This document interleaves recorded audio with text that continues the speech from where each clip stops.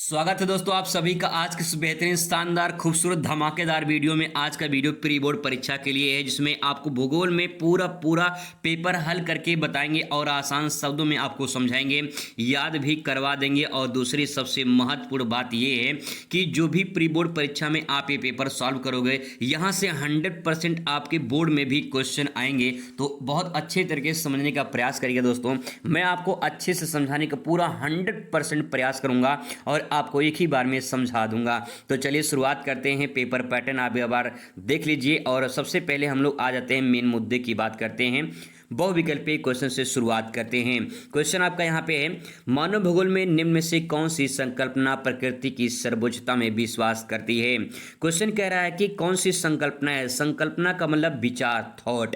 जैसे आपके मन में क्या विचार चल रहे होंगे वो आप जानते हैं। तो ऐसे ही जो प्रकृति की सर्वोच्चता है, मतलब प्रकृति ही सर्वोच्च है। जैसे मान लीजिए ये आप हैं, ठीक है, और आप मानते हैं कि जो प्रकृति है यानी जो ईश्वर है वही सर्वोच्च है, वही सब कुछ है, मानो उसके सामने कुछ भी नहीं है। तो ये आपकी विचारधारा है, आपकी संकल्पना है।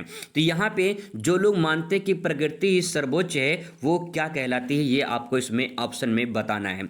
क्या वो नवनिश्चयवाद है, क्या संभववाद है, क्या पर्यावरण निश्चयवाद है, या प्रत्यक्षवाद है। इसमें सही जवाब होगा आपका पर्यावरण निश्चयवाद है, क्योंकि पर्यावरण यानी जो प्रकृति ने तय कर दिया, जो निश्चय कर दिया, वही निश्चयवाद है। ठीक है, चलिए आगे बात करते हैं अगले क्वेश्चन पर। क्वेश्चन है, निम्नलिखित में से कौन सा सबसे अधिक जनसंख्या वाला देश है। इंडोनेशिया, पाकिस्तान, बांग्लादेश या फिर संयुक्त राज्य अमेरिका। वैसे पहले नंबर पे तो यहाँ पे नाम आता है चीन का, दूसरे नंबर पे आता है भारत का नाम आता है। वैसे भारत की आबादी सबसे ज़्यादा हो गई है, सबसे आगे हिंदुस्तानी, बट ये के भी एनसीईआरटी में हम लोग को यही पढ़ना है कि चीन सबसे नंबर 1 है। अब यहाँ पे 2 है, तीसरा जो स्थान आता है वो आता है यूएसए का, यानी संयुक्त राज्य अमेरिका का। तीसरा ऑप्शन इसमें करेक्ट हो जाएगा। आइए क्वेश्चन नंबर दूसरा के बाद तीसरा देखते हैं। तीसरा कह रहा है, निम्नलिखित में से कौन सा मानव विकास का उपागम नहीं है। उपागम का मतलब होता है अप्रोच, यानी स्रोत कौन कौन से। जैसे कि स्रोत का मतलब ये है कि आपको मानव विकास के बारे में अध्ययन करना है, समझना है, तो कौन कौन से स्रोत हैं जिनके आधार पर आप मानव विकास को समझ सकते हो, यानी अध्ययन कर सकते हो, ये उपागम कहलाता है। तो आय उपागम है, कल्याण उपागम है, स्वास्थ्य उपागम है, क्षमता उपागम है। तो इसमें स्वास्थ्य जो है आपका करेक्ट आंसर हो जाएगा। ठीक है, आगे है क्वेश्चन नंबर नेक्स्ट है, निम्नलिखित में से कौन सा नगर पार साइबेरियन रेल मार्ग पर अवस्थित नहीं है। पार साइबेरियन जो रेल मार्ग है ये आपका रूस में, यानी संयुक्त राज्य सोवियत संघ रूस में पड़ता है, तो ये आपका रूस में पड़ता है। अब ये जो अवस्थित नहीं है, यानी मास्को, रूस की राजधानी मास्को है, चीता है, ओमस्क है, टोमस्क है। तो उसमें टोमस्क नहीं है, बाकी ये तीनों जो है स्टेशन जो है पड़ते हैं, रेल मार्ग पड़ते हैं। ठीक है, आगे है क्वेश्चन नंबर नेक्स्ट है, भारत के निम्नलिखित में से किस राज्य में जनसंख्या घनत्व सबसे अधिक पाया जाता है। तो जनसंख्या जो घनत्व वो सबसे ज़्यादा बिहार में पाया जाता है। दूसरा स्थान आता है वेस्ट बंगाल का, ठीक है, वेस्ट बंगाल का आता है। तीसरा स्थान आता है केरल का और चौथा स्थान आता है यूपी का। तो इसमें देखिए ऑप्शन बिहार दिया है, तो बिहार आपका करेक्ट आंसर हो जाएगा। आइए बात करते हैं 6वें नंबर क्वेश्चन पर। भारत के निम्नलिखित में से किस राज्य में नगरीय जनसंख्या सर्वाधिक पाई जाती है। पश्चिम बंगाल, महाराष्ट्र, तमिलनाडु या फिर कर्नाटक में। तो ज़्यादा लोग कमाने मुंबई में जाते हैं, मुंबई महाराष्ट्र में पड़ता, तो महाराष्ट्र में आपका करेक्ट आंसर हो जाएगा। आगे है नेक्स्ट है कि निम्नलिखित में से कौन सा राज्य खनिज तेल से संबंधित नहीं है। खनिज तेल उत्पादन नहीं होता है, ये आपको बताना है। असम में होता है, पश्चिम बंगाल में, गुजरात में, राजस्थान में। तो इसमें जो है पश्चिम बंगाल आपका करेक्ट आंसर हो जाएगा। बाकी राजस्थान में होता है, गुजरात में भी होता है, राजस्थान में भी होता है। आगे है क्वेश्चन नंबर नेक्स्ट है कि निम्नलिखित में से कौन सा बंदरगाह भारत के पूर्वी तट पर अवस्थित है। पूर्वी तट का मतलब ये होता है कि भारत का अगर आप लोकेशन देख पाओगे तो ये जो आपका हिस्सा है ईस्ट साइड में, ये है आपका पश्चिम हिस्सा और ये है आपका पूर्वी हिस्सा, ये पूर्वी हिस्सा। ठीक है, अब इस पूर्वी हिस्से में पूछा यहाँ पूर्वी तट पर, ये पूर्व हो गया। तो जो मारमा गांव है ये गोवा में पड़ता है, गोवा पड़ता है पश्चिम में। कोच्चि जो है पड़ता है केरल में, और यहाँ पे कोच्चि आपका केरल में है, तो केरल जो है में इस पे भी नहीं होगा। मंगलुरु जो है आपका पड़ता है कर्नाटक में, यहाँ पड़ता है। तूतीकोरिन पड़ता है तमिलनाडु में, वो पड़ता है आपका यहाँ पे नीचे। तो तूतीकोरिन आपका करेक्ट आंसर हो जाएगा। ठीक है, चलिए ये क्वेश्चन आपका दोस्तों हो गया। बात करते हैं यहाँ पे अति लघु उत्तरीय प्रश्न की। तो अति लघु उत्तरीय जो प्रश्न है सिंपल आसान शब्दों में समझने का प्रयास करते हैं। क्वेश्चन है कि विश्व के 2 समुद्री पत्तन यानी बंदरगाहों के बारे में आपको बताना है। पत्तन या बंदरगाह वो होते हैं जैसे कि रेलवे होता है, रेल होता है, ट्रेन जो होती है, जो रेल होता है, वो आके किसी स्टेशन पे रुकती है तो उसे रेलवे स्टेशन कहते हैं।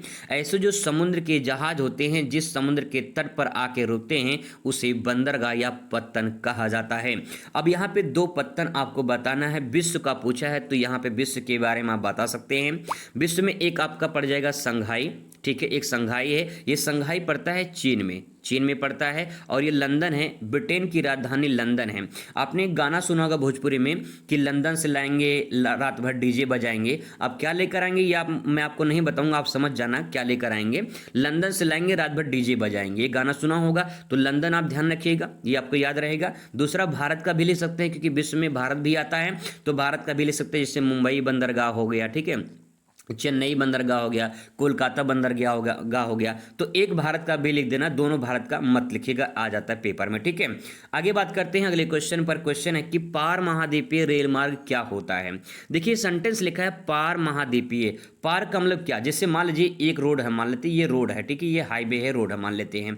अब मान लीजिए आप जो है इस पार खड़े हैं, और आप इस पार खड़े हैं, आपको इस पार जाना है, तो इस पार जाने के लिए हम कहेंगे यार उस पार जाना है, उस पार। पार का मतलब क्या होता है, पार का मतलब एक छोर से दूसरे छोर पर जाना, उसे कहते हैं पार, ठीक है। आगे लिखा है महाद्वीपीय। महाद्वीपीय का मतलब एक ऐसा कॉन्टिनेंट, ऐसे महाद्वीप जो स्थल में बड़ा हो। जैसे आप यहाँ फिगर में देख पाएंगे, फिगर में यहाँ पे एक महाद्वीप है जिसका नाम है नॉर्थ अमेरिका, ठीक है, ये नॉर्थ अमेरिका है। इस नॉर्थ अमेरिका में देखेंगे तो यहाँ पे एक छोर मान लेते ये है, एक छोर मान लेते ये है। अगर यहाँ से एक छोर से यहाँ से जाया जाए तो इसे हम कहेंगे पार महाद्वीपीय रेल मार्ग। अब रेल मार्ग क्यों कहा, क्योंकि ट्रेन की पटरी बिछाई गई है, तो एक छोर से दूसरे छोर पे जब ऐसे ट्रेन की पटरी बिछाई जाती है तो उसे कहते हैं पार महाद्वीपीय रेल मार्ग, ठीक है। आई होप दोस्तों आपके समझ में आ चुका होगा। अब यहाँ पे आंसर लिख दीजिए, लिखेंगे क्या, महाद्वीप के एक छोर से दूसरे छोर को जोड़ने वाली रेल मार्ग को पार महाद्वीपीय रेल मार्ग कहा जाता है। सिंपल, ठीक है, कोई दिक्कत नहीं, आराम से लिख सकते हैं। चलिए बात करते हैं अगले क्वेश्चन पर। दोस्तों क्वेश्चन है जनसंख्या घनत्व को परिभाषित कीजिए। अगर घनत्व की बात करें तो घनत्व यानी डेंसिटी की बात हो रही है। अब यहाँ पे जनसंख्या को जो दबाव है, जो घनत्व है, उसको बताना है। प्रति वर्ग किलोमीटर पर निवास करने वाले व्यक्तियों की संख्या को जनसंख्या घनत्व कहते हैं। सिंपल परिभाषा है, जनसंख्या घनत्व बराबर होता है जनसंख्या बटे क्षेत्रफल। यानी जनसंख्या आप ऐसे ऊपर लिखेंगे जनसंख्या और नीचे लिखेंगे क्षेत्रफल, ठीक है, नीचे लिखेंगे क्षेत्रफल। ये आपका सूत्र हो जाएगा, बस बढ़िया से लिख देंगे, आपको पूरा नंबर मिल जाएगा, यानी 2 नंबर आपका फिक्स इसमें है, ठीक है, ये आपका हो जाएगा, आराम से लिख सकते हैं, कोई दिक्कत नहीं है। एक यहाँ पे प्रति वर्ग किलोमीटर की बात हो रही है, प्रति वर्ग किलोमीटर पे जितने व्यक्ति निवास करते हैं उनकी जो संख्या होती है उसी को जनसंख्या घनत्व कहा जाता है, ठीक है। चलिए आगे देखते हैं, अगले क्वेश्चन पर आ जाते हैं। क्वेश्चन कह रहा है नगरीय बस्तियों के प्रकार का अध्ययन कीजिए। यह क्वेश्चन अथवा करके पूछ सकता है कि प्रकारों के आधार पर भारतीय नगरों का प्रमुख प्रकारों को में विभाजित कीजिए। यानी सिंपल बात ये कह रहा है कि भारत में जो नगर हैं वो कितने प्रकार के नगर होते हैं, ये आपको बताना है, ये उसका क्वेश्चन पूछा जा रहा है। आइए इसका देख लेते हैं। तो सबसे पहले देखिए, जहां लोग पढ़ने के लिए आते हैं, जैसे दिल्ली हो गया, इलाहाबाद हो गया, ठीक है, कोटा पटना हो गया, लोग यहाँ तैयारी करने के लिए जाते हैं, तो इसे हम शैक्षिक नगर कहते हैं, क्योंकि यहाँ पे शिक्षा का गढ़ होता है। प्रयागराज देख लीजिए, इलाहाबाद, प्रयागराज, तो प्रयागराज में ज़्यादातर लोग किस लिए आते हैं, तैयारी करने के लिए बहुत लोग जाते हैं, क्योंकि शिक्षा का गढ़ माना जाता है, ठीक है। तो प्रयागराज आपका हो जाएगा, एक शैक्षिक नगर हो जाएगा, ठीक है। आगे औद्योगिक नगर। औद्योगिक नगर का मतलब होता है जहां पे उद्योग, बड़े बड़े उद्योग लगाए जाते हैं, जहां पे बड़ी बड़ी कंपनियां, फैक्ट्रियां होती हैं, वो औद्योगिक नगर होता है, ठीक है। ऐसे ही परिवहन नगर, जहां पे जो है रेल परिवहन हो, वायु परिवहन हो, जल परिवहन हो, जहां बढ़िया सुविधा मिलती हो, अच्छा स्टेशन हो, अच्छा हवाई अड्डा हो, जहां सुविधाएं बढ़िया मिलती हो, तो उसे हम परिवहन नगर कहते हैं। सिंपल, ठीक है। और देखिए आपसे ज़्यादा नहीं पूछा गया, आपसे कितना पूछा गया है, 2 नंबर का प्रश्न है, तो 2 आप लिख दीजिए, काम हो जाएगा, ठीक है, ज़्यादा नहीं लिखना है। तो यहाँ पे आप इस प्रकार से समझ सकते हैं। आपकी एक 4 नंबर में क्वेश्चन 6 नंबर में भी पूछा जा सकता है। This is most important question, ठीक है। आगे बात करते हैं, यहाँ पे नेक्स्ट है कि चतुर्थक क्रियाकलाप की सेवाओं को वर्णन कीजिए। 3 सेंटेंस है, चतुर्थक है, क्रियाकलाप है, सेवा है। सेवा देखिए, सेवा का मतलब क्या होता है, सर्विस देना, किसी की सेवा करना, ठीक है, सेवा करना। सेवा के बदले क्या मिलती है, आय मिलती है। अब आय करेंगे, आय कब मिलेगी, जब हम क्रिया नहीं काम करेंगे, जब काम करेंगे तो आय मिलेगी। और यहाँ पे लिखा चतुर्थक क्रिया, चतुर्थक का मतलब क्या होता है कि यहाँ पे उच्च क्वालिटी के जो काम करते हैं, जैसे परामर्शदाता हैं। परामर्शदाता मतलब जो सलाह देते हैं, जैसे वैज्ञानिक वगैरह हो गए, वो राय देते हैं, वो सलाह देते हैं, तो परामर्शदाता जो होते हैं वो चतुर्थक क्रियाकलाप के अंतर्गत आते हैं। जो विश्वविद्यालय में शिक्षक पढ़ाते हैं वो उच्च क्वालिटी के शिक्षक होते हैं, तो आपके आपके चतुर्थक क्रियाकलाप में आ जाते हैं। शोध अनुसंधान, जो रिसर्च वगैरह होते हैं वो भी इसके अंतर्गत आते हैं। जो मैनेजमेंट होता है, जो प्रबंधन होता है, जैसे आपके स्कूल का कोई मैनेजर होगा, प्राइवेट स्कूल होगा तो मैनेजर होगा, मैनेजर क्या है, या आपका उच्च प्रबंधन के अंतर्गत आता है, जिसे हम चतुर्थक क्रियाकलाप कहते हैं। ठीक है, तो इसके बारे में आप 2 पॉइंट लिख दीजिए आराम से, कोई दिक्कत नहीं है, 2 नंबर आपको मिल जाएगा। आगे बात करते हैं, यहाँ पे लिखा कि किन्हीं 2 कृषि आधारित उद्योगों का नाम लिखिए।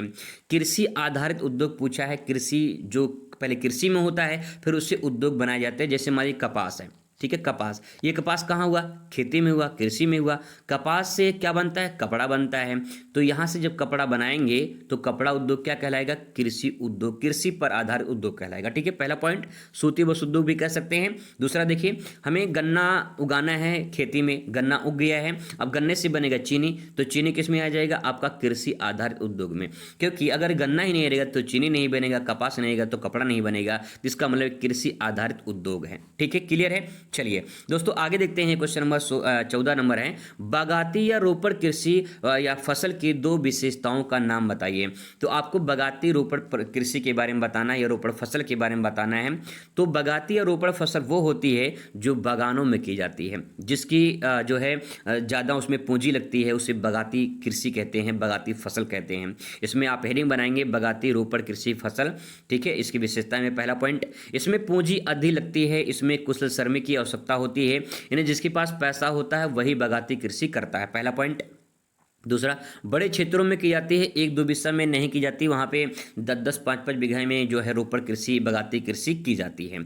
आगे इसमें कौन कौन से फसल आते हैं, तो इसमें प्रमुख फसल चाय है, रबड़ है, कपास है, कहवा है, कहवा मतलब कॉफ़ी, ये सब जो है आपका बागाती कृषि के अंतर्गत आता है। ठीक है, इसको आप ऐसे लिख सकते हैं। आगे क्वेश्चन नंबर नेक्स्ट है, मानव विकास को परिभाषित कीजिए। मानव विकास क्या है, तो देखिए मानव विकास है, यानी मानव का क्या हो रहा है, विकास हो रहा है। अब आप सोचिए मानव का विकास कैसे होगा, जब मानव काम करेगा। मानव काम कब करेगा, जब उसका शरीर अच्छा होगा। शरीर अच्छा का मतलब शरीर स्वस्थ होगा, उसका दिमाग काम करेगा, नहीं बुद्धि अच्छी होगी तो काम करेगा, काम करेगा तो पैसा मिलेगा, पैसा मिले तो विकास होगा, सिंपल। ठीक, कितना सिंपल है, आसानी से ले सकते हैं। मानव विकास कब कर सकता है, जब मानव अपने शारीरिक और बौद्धिक क्षमता के आधार पे परिवर्तन करता है, बदलाव करता है, कुछ ग्रोथ करता है, तो उसे हम क्या कहते हैं, मानव विकास कहते हैं। ठीक है, चलिए आगे दोस्तों बात करते हैं अगले क्वेश्चन पर। क्वेश्चन नंबर नेक्स्ट है कि मानव भूगोल को परिभाषित करना है। अब मानव भूगोल के बारे में आपको लिखना है, तो देखिए यहाँ पे एक तरफ मानव है, एक तरफ भूगोल है। ठीक है, अब मानव भूगोल को जोड़ दीजिए दोनों को। मानव और भौतिक पर्यावरण के बीच अंतर संबंधों को अध्ययन करना मानव भूगोल कहलाता है। अगर आपको परिभाषा समझ में आया है तो बहुत अच्छी बात है, नहीं आया कोई बात नहीं, घबराने वाली बात नहीं है। मुस्कुराइए कि आप सीबीबीकल 8 क्लासों में पढ़ रहे हैं और आपको जेन्युइन आंसर और एक सटीक आंसर, सिंपल आंसर बताते हैं। देखिए मानव भूगोल का मतलब ये है कि जब मानव, ठीक है, जब मानव, ये मानव है, जब मानव क्या करता है, जब प्रकृति के साथ तालमेल बैठाता है, प्रकृति के साथ प्रकृति के साथ तालमेल बैठाता है, तो प्रकृति का असर मानव पे और मानव का असर प्रकृति पे पड़ता है। ठीक है, इसी को मानव भूगोल कहा जाता है, सिंपल परिभाषा है।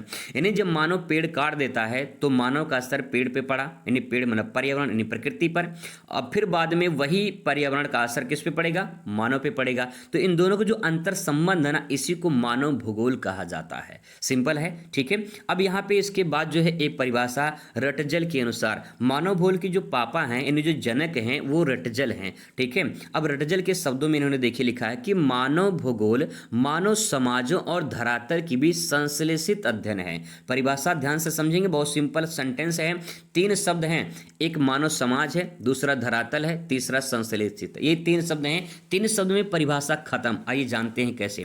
देखिए जो मानव है, ये मानव रहता कहाँ पे है, मानव अपने घर में रहता है और मानव रहता है समाज में, क्योंकि मानव एक सामाजिक प्राणी है। तो मानव कहाँ रहता है, समाज पे रहता है। और ये पूरा समाज कहाँ रहता है, धरातल पे रहता है। कहाँ रहता है, धरातल पे। धरातल पे रहता है। इतना बात समझ में आ गया। अब धरातल पे रहेगा तो धरातल पे जो संसाधन है उन संसाधनों को मानव समाज क्या करेगा, उपयोग करेगा, बिल्कुल करेगा। अब मानो जो समाज जो है धरातल के संसाधन का उपयोग करेगा तो मानव का असर धरातल पर, इन धरातल के संसाधन पर, और संसाधन का असर मानव पर यानी समाज पर पड़ेगा, बिल्कुल पड़ेगा। तो इसी को हम क्या कहेंगे, मानव भूगोल कहेंगे। अब आप मुझे बताइए क्या मानव इस धरातल से जुड़ा है कि नहीं जुड़ा है? बिल्कुल जुड़ा है भैया। आप सोच के देखिए, अगर मानव धरातल पे संसाधन का उपयोग ना करे तो जी नहीं पाएगा, खत्म कहानी। अब यहाँ पे जो संश्लेषित लिखा है, संश्लेषित का मतलब जुड़ा होना, ठीक है, या मिला होना। कौन से, किससे मिला होना? मानव धरातल से जुड़ा है कि नहीं जुड़ा है? बिल्कुल जुड़ा है। तो संश्लेषित का मतलब जुड़ा होना या मिला होना। तो इस प्रकार से मानव समाज धरातल के बीच संश्लेषित अध्ययन है। बस सिंपल सी परिभाषा है, ठीक है। आगे यहाँ पे दोस्तों इसके बाद आता है आपका लघु उत्तरीय प्रश्न, जिसका उत्तर आपको जो है एक पेज में कम से कम लिखना है। 4 अंक आपको यहाँ पे मिलेगा। आइए जानते हैं कैसे आसान सिंपल शब्दों में आप इसे लिख सकते हैं। तो देखिए, जनसंख्या वितरण को प्रभावित करने वाले कारकों की विवेचना कीजिए। अब यहाँ पे देखिए लिखा है वितरण, यहाँ पे लिखा है जनसंख्या। जनसंख्या का वितरण है, वितरण मतलब क्या, बटा होना। जैसे कहते हैं ना कि प्रसाद को वितरण कर दिया जाए, पंडित जी बोलेंगे भैया प्रसाद को वितरण कर दिया जाए, यानी प्रसाद को बांट दिया जाए। जब लोगों को बांटेंगे तो अलग अलग स्तर पर बंट जाएगा। इसका मतलब क्या है, यहाँ पे जनसंख्या जब अलग अलग स्तर पे बंटी होती है तो उसी को जनसंख्या वितरण कहते हैं। अब सवाल ये है कि जनसंख्या अलग अलग क्यों बटी होती है? कहीं बहुत ज़्यादा जनसंख्या है, कहीं बहुत कम है, कहीं नॉर्मल जनसंख्या है। तो ये ऐसा क्यों है, इसके पीछे कारण क्या है, यही आपको कारण यानी कारक बताना है। कारक का मतलब कारण होता है, ठीक है, उसमें आपको कारण बताना। तो देखिए जरा, भौतिक कारक, भौतिक कारक में क्या है, जहाँ जलवायु अच्छी होती है, जहाँ उर्वर मिट्टी नहीं उर्वरा शक्ति मिट्टी होती है, जहाँ पानी की उपलब्धता होती है, जहाँ समतल भूमि होती है, वहाँ जनसंख्या ज़्यादा प्रभावित होती है। अब जरा सोच के देखिए, बहुत ज़्यादा ठंडी पड़े, भयानक ठंडी पड़े, बर्फबारी हमेशा हो, तो क्या वहाँ जनसंख्या ज़्यादा निवास करना चाहेगी? नहीं। ज़्यादा गर्मी पड़े, भयानक गर्मी पड़े, क्या जनसंख्या वहाँ निवास करना चाहेगी? नहीं। लेकिन अगर कहीं पे थोड़ी ठंडी हो और थोड़ी सी गर्मी हो, वहाँ ज़्यादा जनसंख्या निवास करेगी, क्योंकि अनुकूल जलवायु है, ठीक है। तो जलवायु, इसीलिए यहाँ पे जलवायु लिखा गया है। उर्वर मिट्टी का मतलब जहाँ पे मिट्टी उपजाऊ हो, अच्छी फसल हो, अच्छी कृषि हो जाए, वहाँ लोग ज़्यादा निवास करते हैं। पानी की उपलब्धता हो, पानी अच्छा मिल जाए, क्योंकि पानी जीवन, जल ही जीवन है। तो इस प्रकार से आप समझ सकते हैं और इसके बारे में दोस्तों आप लिख सकते हैं। इसके बारे में थोड़ा थोड़ा लिख देंगे ना, बढ़िया नंबर आपको मिल जाएगा। मैं आपको यहाँ पे हिंट दे रहा हूँ। आगे है आर्थिक क्रिया। आर्थिक क्रिया में उद्योग, व्यापार, रोजगार के अवसर। जहाँ पे उद्योग अच्छे होते हो, जहाँ व्यापार अच्छा होता हो, जहाँ रोजगार की सुविधा हो, लोग वहाँ पलायन कर जाते हैं, लोग वहाँ जनसंख्या ज़्यादा बसाव देखने को मिलती है। तो ये सब जनसंख्या को प्रभावित करते हैं, ठीक है। जैसे अयोध्या देख लीजिए, अयोध्या में जब राम मंदिर नहीं बना था तो अयोध्या उतना फेमस नहीं था, ठीक है, फेमस था लेकिन उतना ज़्यादा हाई लेवल का फेमस नहीं था, और वहाँ पे लोगों को रोजगार ज़्यादा नहीं मिलता था। लेकिन जैसे अयोध्या में राम मंदिर बन गया तो इसके बाद पूरा का पूरा बिजनेस का गढ़ बन गया। जो आसपास के ज़िले के लोग हैं ना, उस आसपास के ज़िले के लोग का एक बहुत बड़ा बिजनेस का हब बन चुका है। वहाँ लोग जाते हैं, अपना व्यवसाय करते हैं, अच्छा खासा पैसा कमाते हैं, अपनी अच्छी खासी जीविका चलाते हैं। तो इसका मतलब क्या है, राम मंदिर बनने से अयोध्या फेमस हो चुका है, और इसके बाद जो है लोग वहाँ पे अच्छे खासे लोग आते हैं। तो आप कभी भी अयोध्या आ सकते हैं, स्वागत है आप सभी का। तो दोस्तों यहाँ पे आप अच्छे तरीके से समझ के इसको लिख सकते हैं। और इसके बाद देखिए सामाजिक सांस्कृतिक परिवर्तन। सामाजिक सांस्कृतिक परिवर्तन यानी कारक में लिखेंगे कि स्वास्थ्य, शिक्षा, शांति, ये सब जो है मानव को प्रभावित करती है। जहाँ अच्छी शिक्षा मिलती है वहाँ लोग प्रभावित होते हैं, जहाँ स्वास्थ्य, शांति, सुरक्षा मिलती है लोग वहाँ प्रभावित होते हैं। तो हर कोई चाहता है कि हमारा स्वास्थ्य अच्छा रहे, हमारी शिक्षा अच्छी मिले हमें, और हमारा जो है सुरक्षा हो। इस प्रकार से अगर वहाँ पे मिलता है तो लोग वहाँ पे पलायन कर जाते हैं, वहाँ ज़्यादा जनसंख्या निवास करना शुरू कर देती है। आगे है राजनीतिक कारक। इसमें स्थिर सरकार। स्थिर सरकार का मतलब ये है कि सरकार ऐसी हो जो काम करे जनता के लिए, अच्छी नीतियाँ बनाए, अच्छे नियम बनाए, अच्छी सुविधाएं दे। तो ये सारी सुविधाएं जब मिलेंगी तो जनता को प्रभावित करेगी, जनसंख्या को प्रभावित करेगी। तो दोस्तों अगर आप इतना समझ गए ना, इसके बारे में थोड़ा थोड़ा बना के लिख देंगे ना, बढ़िया अंक आपको मिलेगा, पूरा का पूरा अच्छा नंबर आपको मिलेगा। एक तरीका और मैं आपको बता दे रहा हूँ इस आंसर को लिखने के लिए। इस आंसर को ऐसे हेडिंग बना के आप इसको डायग्राम में कन्वर्ट करके अच्छे से आप इसे लिख सकते हैं और बढ़िया अंक आप प्राप्त कर सकते हैं। ठीक है। ऐसे डायग्राम बना लीजिए और डायग्राम बना के यहाँ पहला पॉइंट, दूसरा पॉइंट, फिर तीसरा, फिर चौथा, ऐसे 5 पॉइंट लिख के आराम से उसके बारे में व्याख्या कर दीजिए, बढ़िया नंबर आपको प्राप्त हो जाएगा। ठीक है, चलिए बात करते हैं अगले क्वेश्चन पर। अगला क्वेश्चन है कि विश्व में वाणिज्य डेयरी जो दुग्ध कृषि होती है उसके प्रमुख क्षेत्र कौन कौन से, ये बताना है। यानी सिंपल भाषा में कहा जाए विश्व में दूध उत्पादन ज़्यादा कहाँ होता है, ये आपको बताना है। तो देखिए जो उत्तर पश्चिम यूरोप है, जैसे कि ब्रिटेन है, नीदरलैंड है, डेनमार्क है, यहाँ पे जो है आपको ज़्यादा देखने को मिलती है, दूध उत्पादन ज़्यादा यहाँ पे होता है, ब्रिटेन में, नीदरलैंड में या फिर डेनमार्क में। ठीक है, तो इस प्रकार से आप इसको लिख सकते हैं। इसके बाद है उत्तरी अमेरिका। उत्तरी अमेरिका में दो ही देश मुख्य वहाँ पे हैं, एक अमेरिका है, दूसरा कनाडा है। तो यहाँ पे ये दो देश सबका मुख्य हो जाएगा। ठीक है, उत्तरी अमेरिका और कनाडा। आगे है ऑस्ट्रेलिया और न्यूजीलैंड। तो यहाँ आधुनिक डेयरी खेती होती है ऑस्ट्रेलिया और न्यूजीलैंड में। ऑस्ट्रेलिया एक महाद्वीप भी है। ठीक है, दक्षिणी अमेरिका कुछ भाग है, जैसे अर्जेंटीना है, उरुग्वे है। तो इस प्रकार से अर्जेंटीना, उरुग्वे में भी दूध उत्पादन ज़्यादा होता है, तो आप इसके बारे में ले सकते हैं। यहाँ पे दूध, मक्खन, घी, चीज़ और आदि बड़े जो है पैमाने पर उत्पादन और विपणन में मार्केटिंग होता है। तो इस प्रकार से आप इसके बारे में लिख सकते हैं। आगे क्वेश्चन नंबर नेक्स्ट है कि उपग्रह संचार का महत्व बताइए। उपग्रह संचार का महत्व क्या होता है, जो सैटेलाइट होते हैं उस सैटेलाइट का महत्व क्या होता है, ये पूछा गया है। तो तेज और दूर तक संचार, यानी टीवी, रेडियो, मोबाइल, इंटरनेट जो है आसानी से काम करते हैं, 5G नेटवर्क फास्ट चलता है, तो ये इसके महत्व हो जाएंगे। ठीक है, आगे यहाँ पे है आपदा प्रबंधन।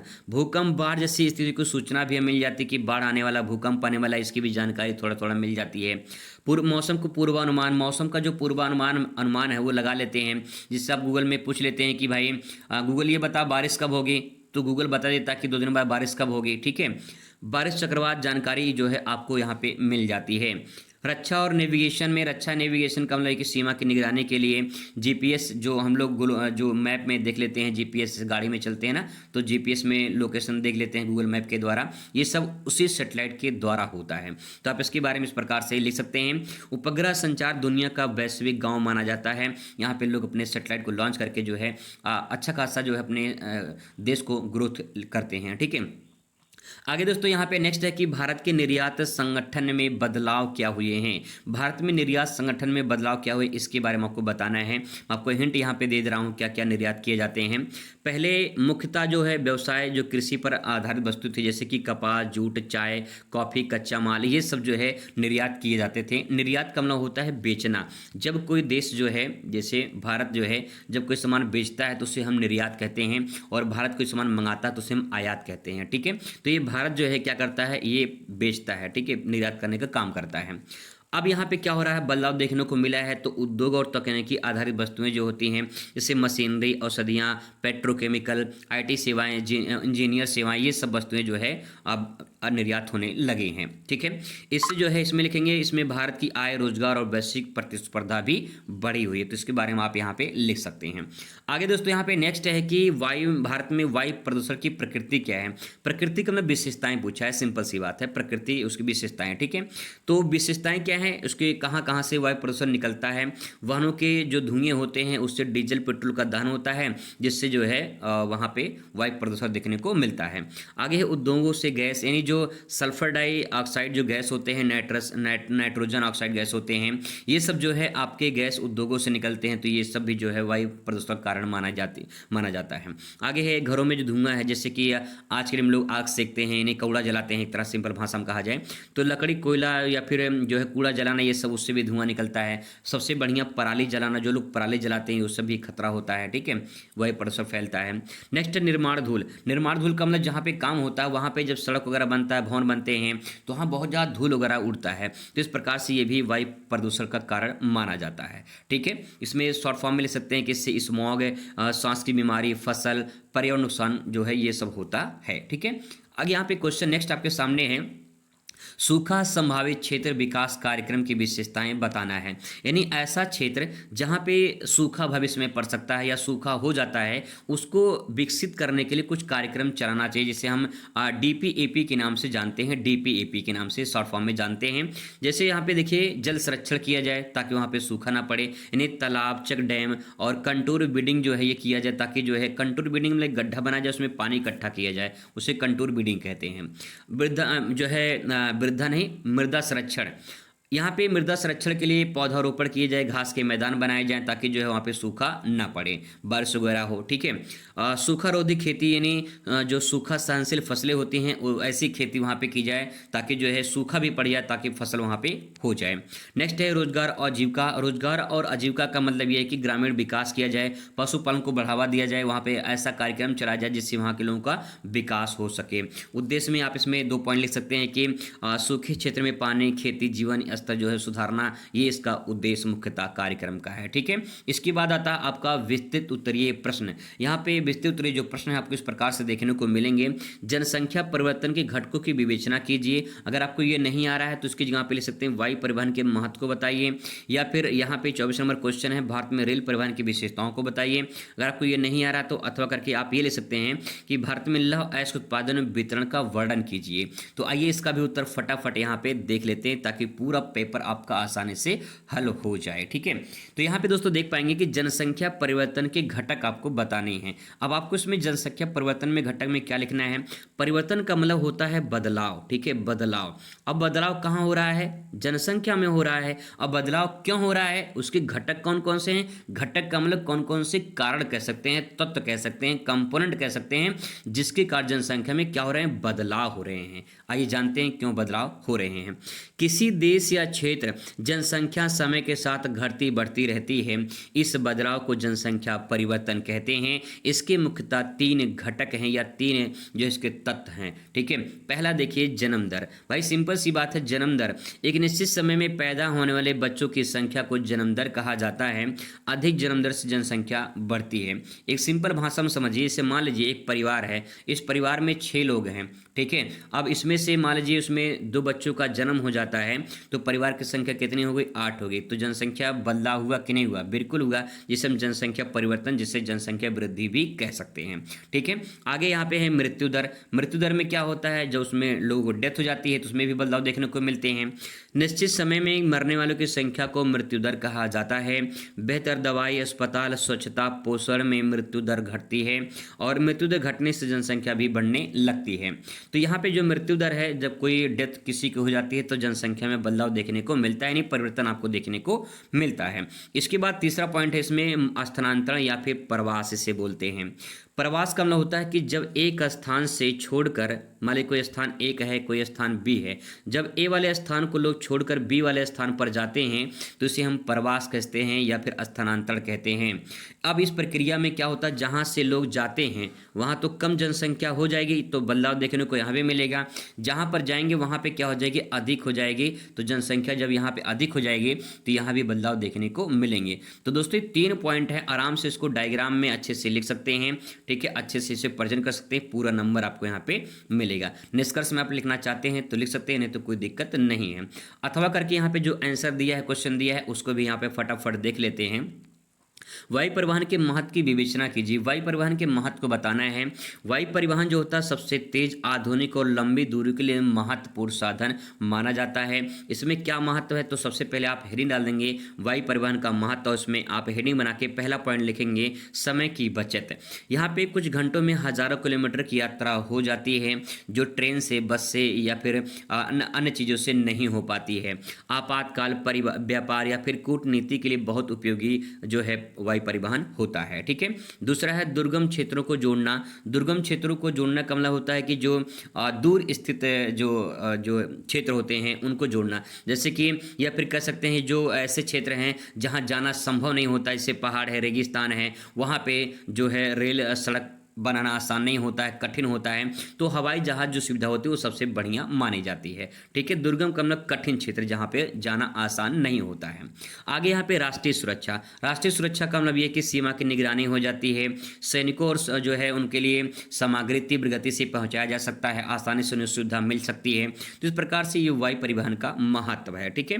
आगे इसमें है व्यापार पर्यटन। व्यापार पर्यटन का मतलब ये होता है कि अंतर्राष्ट्रीय व्यापार होता है, पर्यटन का बढ़ावा मिलता है, सांस्कृतिक आदान प्रदान होता है, तो इस प्रकार से ये भी इसका महत्व माना जाता है। सांस्कृतिक आदान प्रदान का मतलब ये है कि जब एक देश के लोग किसी दूसरे देश में आएंगे जाएंगे तो वहाँ की संस्कृति दूसरे देश में और दूसरे देश की संस्कृति वहाँ पे आएगी। जैसे कि मान लो अगर चाइना के लोग भारत में आते हैं और भारत के लोग चाइना में जाते हैं तो संस्कृति आदान प्रदान होगी। ठीक है, आगे आगे यहाँ पे आपदा प्रबंधन। आपदा प्रबंधन में आप लिख सकते हैं इसमें कि बाढ़, भूकंप, दवाइयाँ, राहत सामग्री जल्द पहुँचाई जा सकती है, जिससे ये काफ़ी महत्व होता है, काफ़ी इंपॉर्टेंट होता है, तो आपदा प्रबंधन में काम देता है। निष्कर्ष में आप लिखना चाहते हैं तो लिख सकते हैं, नहीं तो कोई दिक्कत नहीं है। आगे दोस्तों बात करते हैं, यहाँ पे नेक्स्ट आपके सामने है भारत में रेल परिवहन। रेल परिवहन की विशेषताओं के बारे में आपको बताना है। अब विशेषता रेल परिवहन के बारे में देखिए, भारत का रेल नेटवर्क विश्व के सबसे बड़े नेटवर्क में से एक है और देश की अर्थव्यवस्था का रीढ़ भी माना जाता है। तो जो रेल परिवहन है वो सबसे बड़ी देश की अर्थव्यवस्था का रीढ़ माना जाता है। इसमें देखिए पहला पॉइंट है विस्तृत नेटवर्क। विस्तृत नेटवर्क का मतलब ये है कि उत्तर से दक्षिण जो है पूर्व से पश्चिम में लगभग पूरे देशों को जोड़ता है। तो विस्तृत नेटवर्क में आप ऐसे भी ले सकते हैं कि उत्तर से दक्षिण और पश्चिम से पूर्व, ये पूरा पूरा ऐसे भारत को जोड़ता है। ठीक है, आगे इसमें है नेक्स्ट पॉइंट है भारी व लंबी दूरी परिवहन। भारी व लंबी दूरी का परिवहन का मतलब ये है जैसे कोयला है, लौह अयस्क है, अनाज है, सीमेंट आदि को बड़ी मात्रा में जो है किसी दूसरे राज्य में, दूसरे क्षेत्रों में पहुंचाना होता है तो सस्ते में काम हो जाता है, तो ये काफ़ी इम्पॉर्टेंट है।